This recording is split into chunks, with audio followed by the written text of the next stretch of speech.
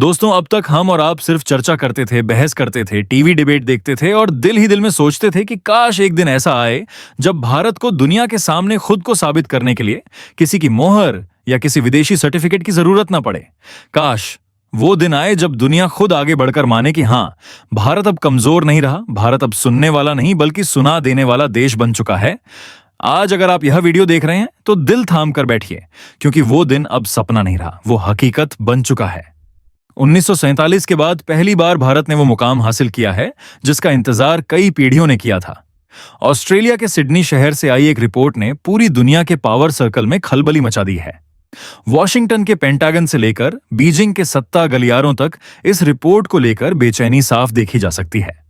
कल तक जिन देशों को लगता था कि भारत सिर्फ एक बड़ा बाजार है, सस्ती लेबर है, वोट बैंक है या सिर्फ भाषण देने वाला देश है, आज वही देश इस रिपोर्ट को पढ़कर अपने भविष्य की रणनीति दोबारा लिखने पर मजबूर हो गए हैं।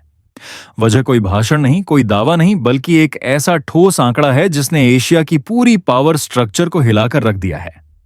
जिस रिपोर्ट की हम बात कर रहे हैं उसका नाम है एशिया पावर इंडेक्स 2025, जिसे जारी किया है लोवी इंस्टीट्यूट ने। यह कोई यूं ही बनाई गई लिस्ट नहीं है। यह इंडेक्स एशिया के हर देश की ताकत को बहुत ठंडे दिमाग और सख्त पैमानों पर नापता है। इसमें देखा जाता है कि किस देश के पास कितनी सैन्य शक्ति है, कितनी आर्थिक क्षमता है, उसकी कूटनीतिक पहुंच कितनी है, उसका भविष्य कितना मजबूत है और सबसे अहम बात, संकट के समय वह देश कितना असर डाल सकता है। सालों से इस लिस्ट की कहानी बिल्कुल तय थी। नंबर 1 पर यूनाइटेड स्टेट्स, नंबर 2 पर चाइना और उसके बाद बहुत बड़ा खालीपन। भारत को हमेशा मिडिल पावर कहकर किनारे कर दिया जाता था। मतलब यह कि भारत ठीक है, उभर रहा है, लेकिन असली बॉस क्लब में उसकी एंट्री अभी बाकी है। लेकिन 2025 में इतिहास ने करवट ली और खेल पूरी तरह पलट गया। इस साल की रिपोर्ट में भारत के आगे से मिडिल पावर का टैग हटाकर मेजर पावर लिख दिया गया है। यह शब्द मामूली नहीं है। मेजर पावर का मतलब होता है वो देश जो अब सिर्फ क्षेत्रीय खिलाड़ी नहीं रहा, बल्कि पूरे एशिया की दिशा तय करने की क्षमता रखता है। इस क्लब में आने के लिए 100 में से कम 40 पॉइंट का स्कोर जरूरी होता है। पिछले कई सालों से भारत 36 के आसपास अटका हुआ था। आलोचक कहते थे कि भारत बस यहीं तक आ सकता है, लेकिन 2025 में भारत ने 40.0 का वो जादुई आंकड़ा छू लिया जिसने पूरी दुनिया को चौंका दिया। सबसे बड़ा झटका तब लगा जब इस रिपोर्ट में भारत ने जापान को पीछे छोड़ दिया। वही जापान जिसे तकनीक, अनुशासन और अर्थव्यवस्था का गुरु माना जाता था, अब अठाधिकारित्व स्तर 8 के स्कोर के साथ चौथे नंबर पर खिसक चुका है। भारत शान से तीसरे नंबर पर खड़ा है, अमेरिका और चीन के ठीक पीछे। यह सिर्फ रैंकिंग का खेल नहीं है, यह उस मानसिकता पर करारा तमाचा है जो दशकों से कहती आ रही थी कि भारत कभी बड़ी ताकतों की बराबरी नहीं कर सकता। अब सवाल उठता है कि आखिर एक ही साल में ऐसा क्या हुआ कि भारत ने इतनी लंबी छलांग लगा दी? क्या यह कोई आंकड़ों का खेल है या वाकई जमीन पर कुछ बदला है? रिपोर्ट इस सवाल का जवाब भी बहुत साफ शब्दों में देती है। भारत के इस उभार के पीछे दो सबसे बड़े स्तंभ हैं, सैन्य ताकत और आर्थिक शक्ति। लेकिन इन दोनों के बीच जो सबसे बड़ा टर्निंग पॉइंट बना वह था मई 2025। मई 2025 का नाम सुनते ही आपको वो घटना याद आनी चाहिए जिसने भारत की छवि पूरी तरह बदल दी, ऑपरेशन सिंदूर। इस ऑपरेशन ने दुनिया को यह साफ संदेश दे दिया कि भारत अब सिर्फ अपनी सीमाओं के भीतर रहने वाला रक्षात्मक देश नहीं रहा। भारत अब जरूरत पड़ने पर सीमा के बाहर जाकर भी अपनी ताकत दिखाने से नहीं हिचकता।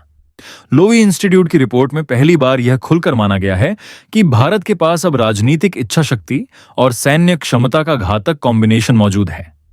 रिपोर्ट के मुताबिक भारत का फ्यूचर रिसोर्सेज स्कोर तेजी से बढ़ रहा है।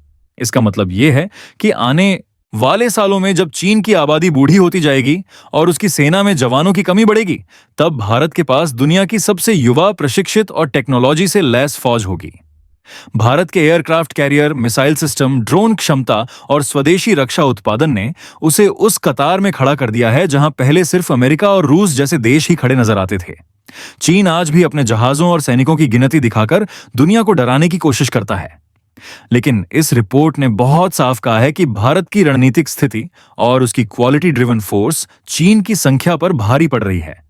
हिंद महासागर में भारत की पकड़ इतनी मजबूत हो चुकी है कि चीन को वहां हर कदम फूंक फूंक कर रखना पड़ता है। यह बदलाव अचानक नहीं आया है, यह सालों की तैयारी का नतीजा है। लेकिन दोस्तों, ताकत सिर्फ बंदूक और मिसाइल से नहीं आती। असली जंग तो तिजोरी में लड़ी जाती है और यहीं पर भारत ने सबसे बड़ा धमाका किया है। आर्थिक क्षमता के मामले में भारत ने जापान को काफी पीछे छोड़ दिया है और विदेशी निवेश के मोर्चे पर भारत एशिया का नया हॉटस्पॉट बन चुका है। जो कंपनियां कभी चीन को दुनिया की फैक्ट्री मानती थीं, आज वहां से अपना बोरिया बिस्तर समेट रही हैं और भारत की तरफ रुख कर रही हैं। एप्पल, टेस्ला और सेमीकंडक्टर दिग्गजों का भारत आना सिर्फ बिजनेस फैसला नहीं है, ये एक रणनीतिक शिफ्ट है। रिपोर्ट साफ कहती है कि चीन की अर्थव्यवस्था अब थक चुकी है, रियल एस्टेट संकट ने उसकी कमर तोड़ दी है, जबकि भारत का इंजन अभी पूरी रफ्तार पकड़ना बाकी है। 2025 में भारत की जीडीपी ग्रोथ, इंफ्रास्ट्रक्चर की रफ्तार और डिजिटल क्रांति ने पश्चिमी देशों को यह मानने पर मजबूर कर दिया है कि अगला लंबा दौर भारत का होने वाला है। यह 40 पॉइंट का स्कोर सिर्फ कागज पर नहीं है, यह आपके शहरों में बनती सड़कों में है, आपके मोबाइल में चलती डिजिटल सेवाओं में है और देश के हर कोने में बदलते आत्मविश्वास में है। भारत अब एशिया का वो खिलाड़ी बन चुका है जिसे नजरअंदाज करना किसी के बस की बात नहीं रही। आपने देखा कि कैसे भारत ने एशिया की पावर टेबल पर अपनी कुर्सी मजबूती से जमा ली। लेकिन कहानी यहीं खत्म नहीं होती। असली खेल तो अब शुरू होता है, क्योंकि जैसे ही भारत मेजर पावर बना, वैसे ही दुनिया की बड़ी ताकतों की चालें बदलनी शुरू हो गईं। आज वैश्विक राजनीति का हर बड़ा फैसला कहीं ना कहीं भारत को ध्यान में रखकर लिया जा रहा है और यही इस पूरे घटनाक्रम का सबसे बड़ा सबूत है कि भारत अब सिर्फ उभरती ताकत नहीं बल्कि गेम चेंजर बन चुका है। सबसे पहले नजर डालते हैं उस देश पर जो दशकों से खुद को दुनिया का बॉस मानता आया है, यूनाइटेड स्टेट्स। 2025 में सत्ता में डोनाल्ड ट्रंप की वापसी हो चुकी है। ट्रंप का नारा वहीं पुराना है, अमेरिका फर्स्ट। लेकिन एशिया पावर इंडेक्स की रिपोर्ट ने ट्रंप को भी यह कड़वा सच दिखा दिया है कि एशिया में अमेरिका की पकड़ धीरे धीरे ढीली पड़ रही है। अमेरिका का स्कोर आज भी करीब 80 है, लेकिन उसका प्रभाव हर मोर्चे पर पहले जैसा नहीं रहा।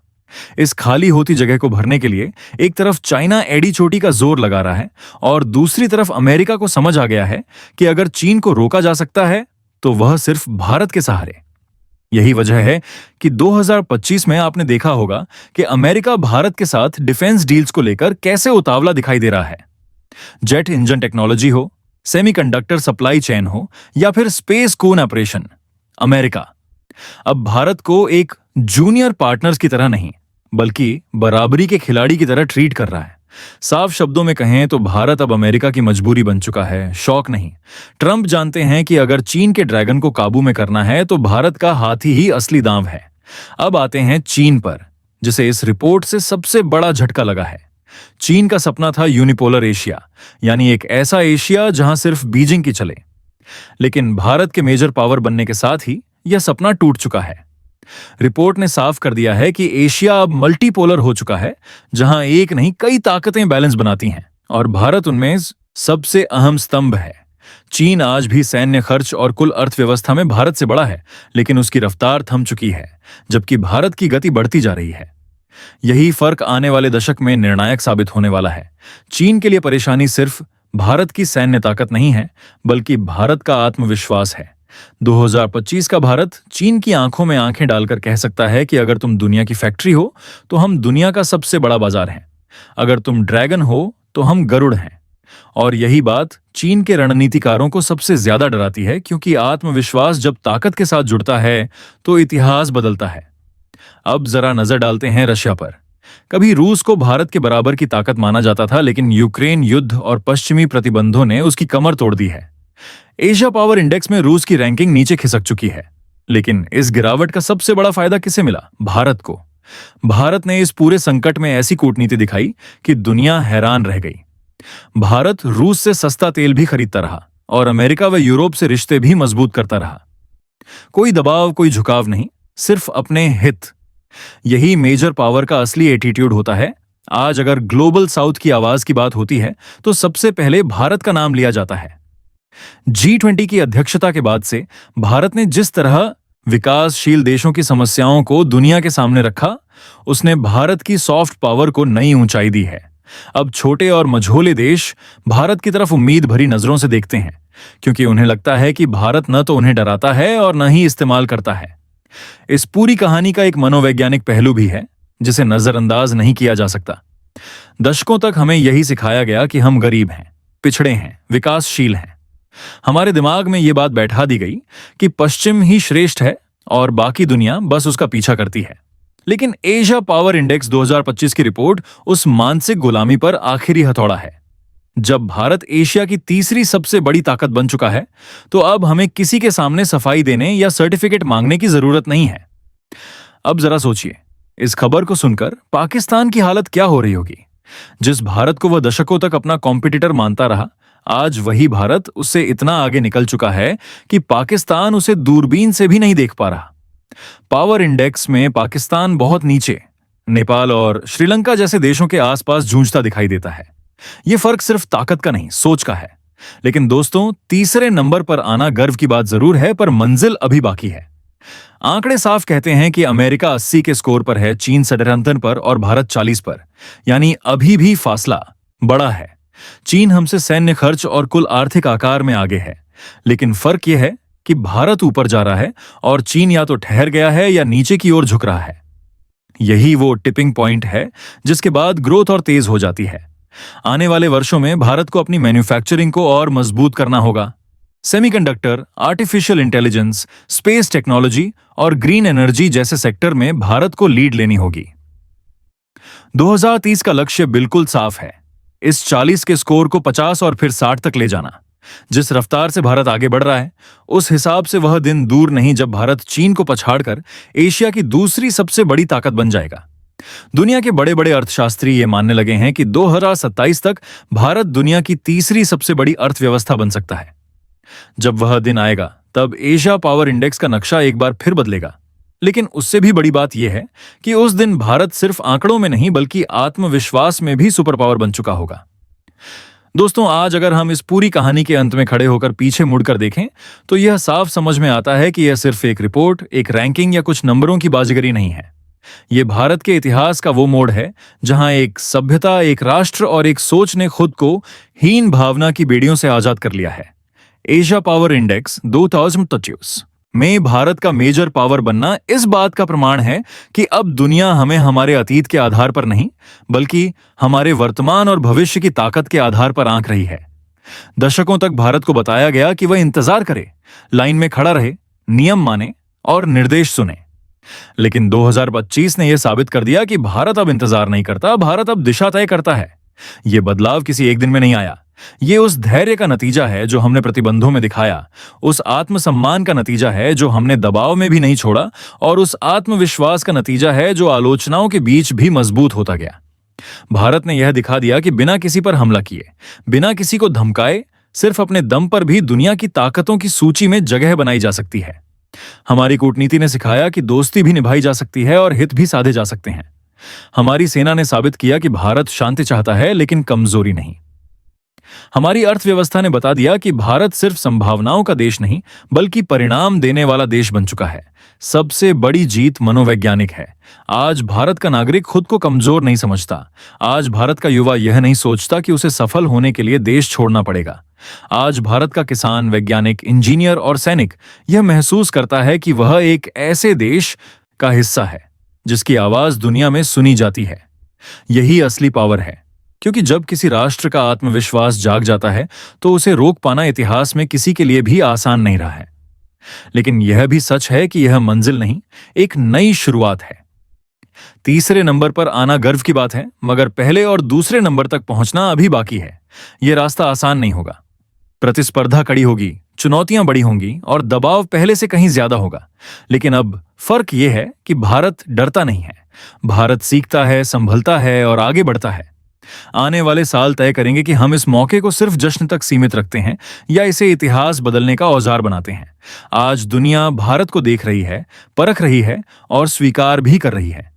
यह वही भारत है जिसे कभी सहायता की सूची में रखा जाता था और आज वह रणनीति की मेज पर बैठा है। यह वही भारत है जिसे कभी उभरता हुआ कहा जाता था और आज वह निर्णायक बन चुका है। इसलिए दोस्तों, यह समय तालियां बजाने का ही नहीं, जिम्मेदारी समझने का भी है। क्योंकि जब देश ऊपर उठता है तो हर नागरिक का कद भी अपने आप ऊंचा हो जाता है। 2025 का यह भारत इतिहास के पन्नों में सिर्फ एक साल नहीं रहेगा, बल्कि वह मोड़ बन जाएगा जहां से दुनिया ने यह मान लिया कि भारत अब भविष्य की बात नहीं है, भारत अब वर्तमान की शक्ति है। और यही वह सच्चाई है जिसे अब कोई रिपोर्ट, कोई देश और कोई ताकत नजरअंदाज नहीं कर सकती।